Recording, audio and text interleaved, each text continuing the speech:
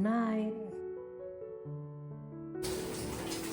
Yan po yung pananghalian namin. Yung gulay na inilagay sa air fryer, nilagyan ko siya ng kunting olive oil. Tapos yung proteina naman ay tukwa. I-prito ko siya. Yung kanin nag-ano pa, niluluto pa. Kumusta kayo mga friends? Ang init na dito mga sangkay at so hindi naman sobrang mainit pero maaraw ba kaya maganda ngayon mag-garden ulit. So yun guys, nilagyan ko ng balsamic, yun pampalasa niya. Saka yung tukwa, inano ko siya yung niwa-hiwa. So yan guys, nilagyan ko siya ng kunting sibuyas. Yung akin, lalagyan ko siya ng tuyo.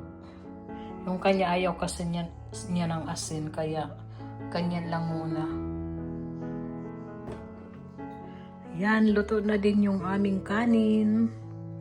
Kain tayo. Meron pa akong munggo natira. Yan po yung aming food for today. Kain tayo. Midnight was Max to da. Midnight. Geh mal lieber raus.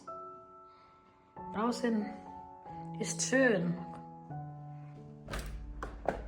Komm, geh raus. Ja, tschüss.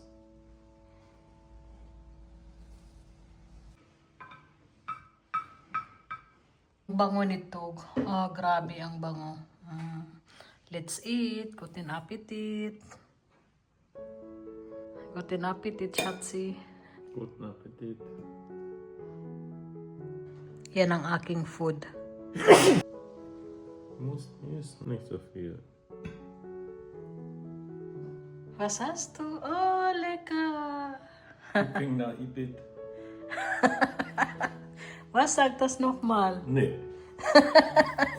Was hast du gesagt? Alles Gute zum Mittag. Was hast du gesagt? Du hast gesagt, Puking naipit. Nein. Thank you for the espresso. Yes.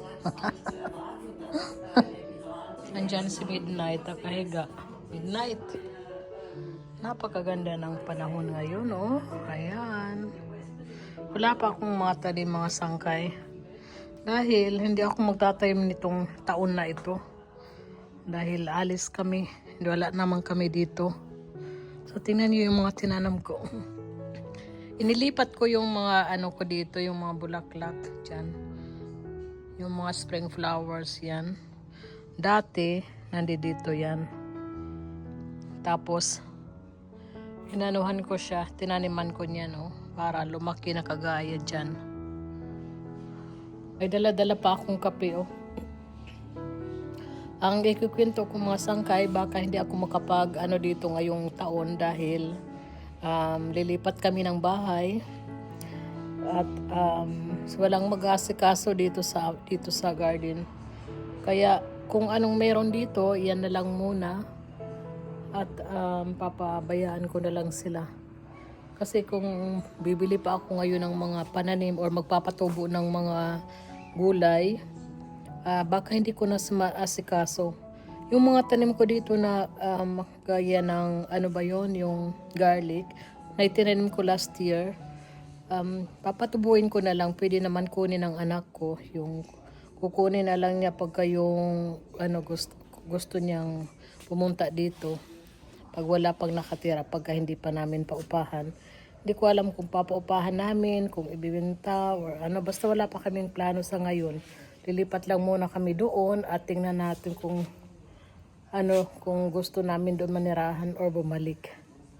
Yan, pakita ko sa inyo.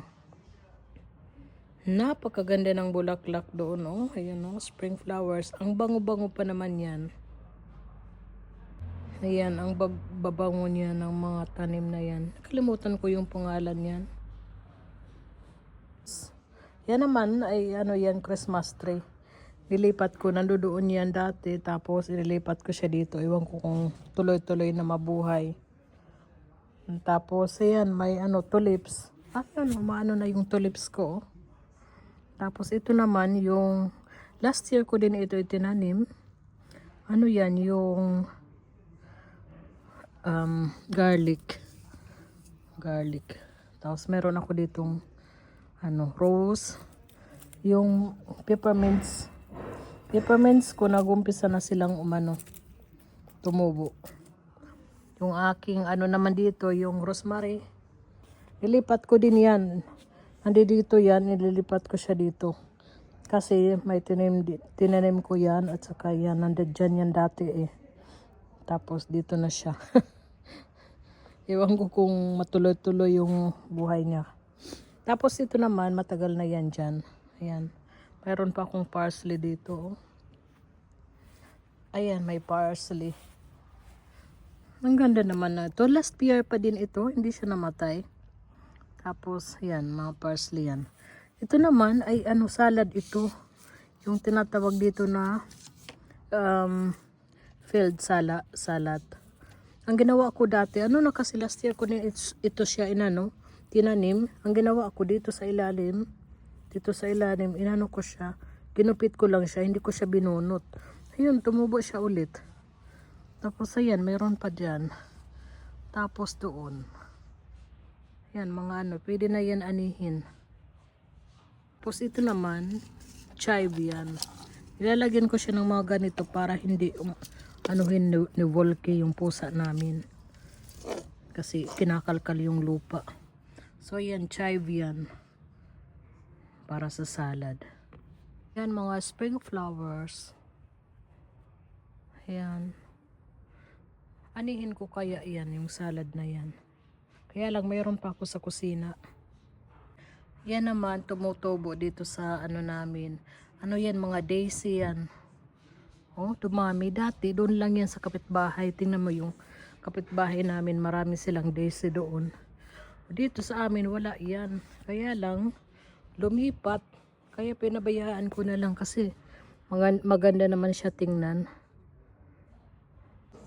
So yan lang po mga sangkay. Maraming salamat sa panonood. Yan lang po ang gusto kong share sa inyo sa ngayon. Na baka sa mga susunod kong mga vlog ay wala akong may papakita sa inyo na mga gulay-gulay. Pero i-update ko naman kayo kung ano yung gagawin ko dito sa garden namin.